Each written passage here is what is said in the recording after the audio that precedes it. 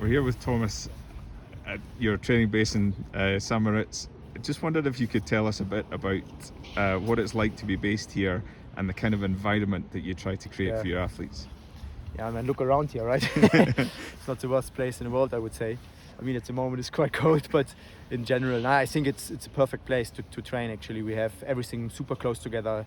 We are just on the track now. We have like 200 meters in this direction is a swimming pool. We have the gym 200 meters in the other direction. Our accommodation for all the athletes is 200 meters away as well. So it's everything quite close together. So super easy for training, I would say.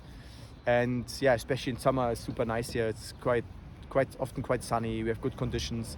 It's easy to go down to sea level as well, to Chiavenna, to Italy. It's only 300 meters high. So it's only 50 minutes drive. So we have everything what we need here. It's not too far to Zurich to fly out for racing or whatever. So now I think for us it's super practical here to be based here with our athletes in summer and have our base here. Yeah, can you explain to people who might not know what a difference it makes to be training at this altitude and how it does help?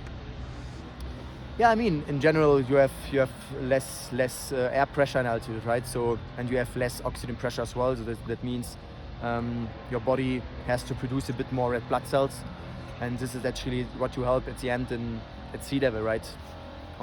Explained on the easy way.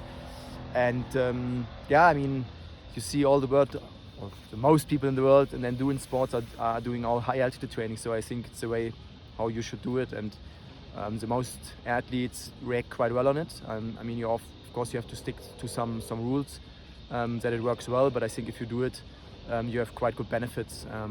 And of course I prefer sometimes to have some breaks in between, even if it's only 2 or 3 weeks, but if you have this, you always have a good effect. And yeah, I mean, if you are new in altitude or if you have been longer not in altitude, you always need a bit of time to adapt at the beginning. But most of the athletes are so used to it, so for them it's quite quick. Yeah, and your group has been developing over the past, couple of years very quickly. How much is your sort of philosophy and how quickly have you had to adapt? Yeah, I mean, look, we are 13 people now, and like, of course, the performances are progressing as well.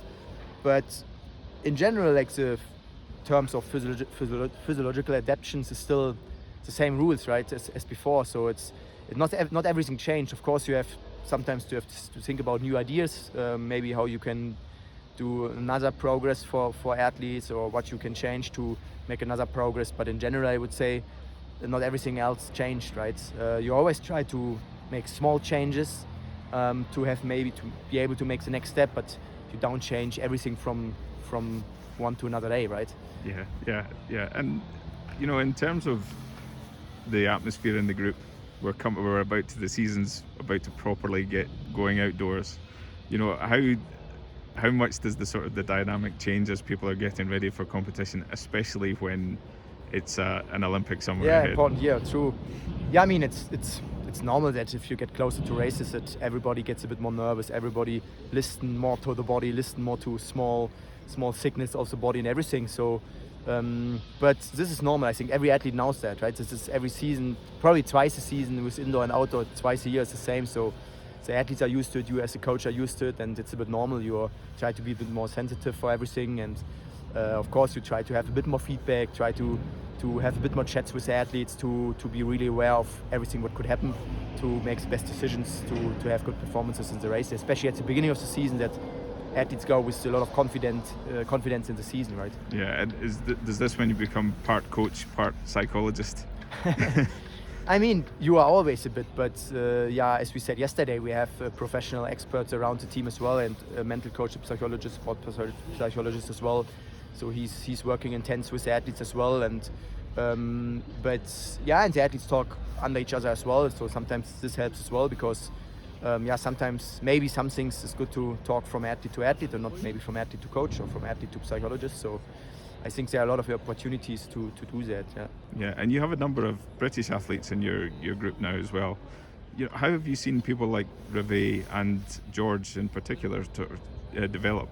They're both in particularly tough disciplines when it comes 100%. To the standard. Yeah, true. Yeah. I mean, the different situations. But George already has 2 standards, right? 15 and 5K for Olympics.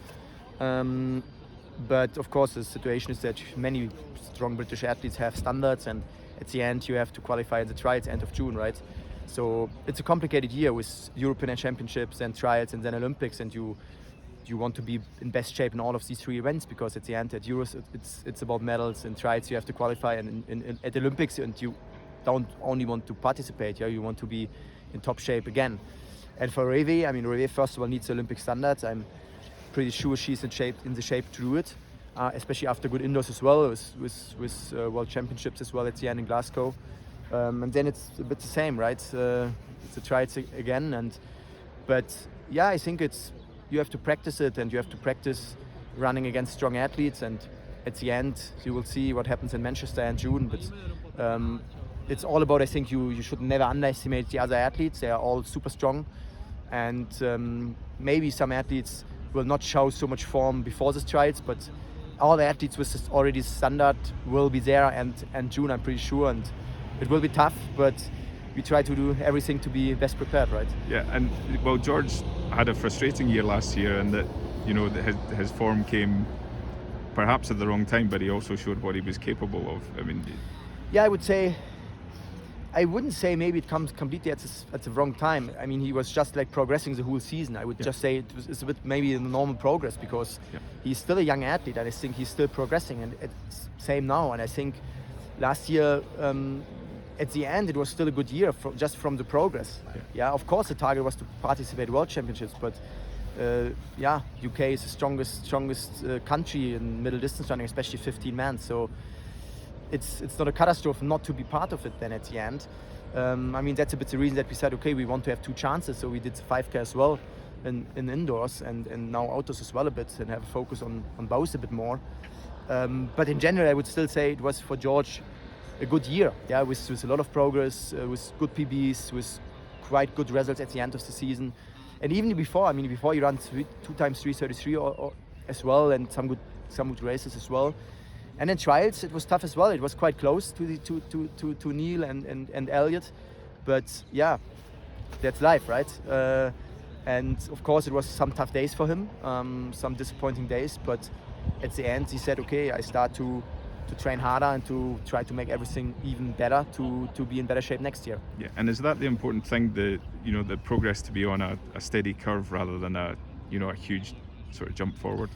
Yeah, I think like our training system is a bit more to have a slightly progress and not to try to have maybe one peak whenever. Maybe if you have only one peak, it's hard to have this peak exactly on the day you want to have him. So try to have a quite good level, good consistency, and then you should be in good shape at trials as well, right? So yeah, and I think it's similar with Reve. I mean, she came already with a quite good level in the last year in the team, but I think she improved a lot indoors already. And I'm pretty sure she's in shape to run Olympic standard or even a bit quicker already now. And let's see what happens. But I mean, of course, you always need a bit the races to do it at the end. But I think if you are over many weeks in good shape, you will have 1 or 2 races where you are able to do it. Yeah.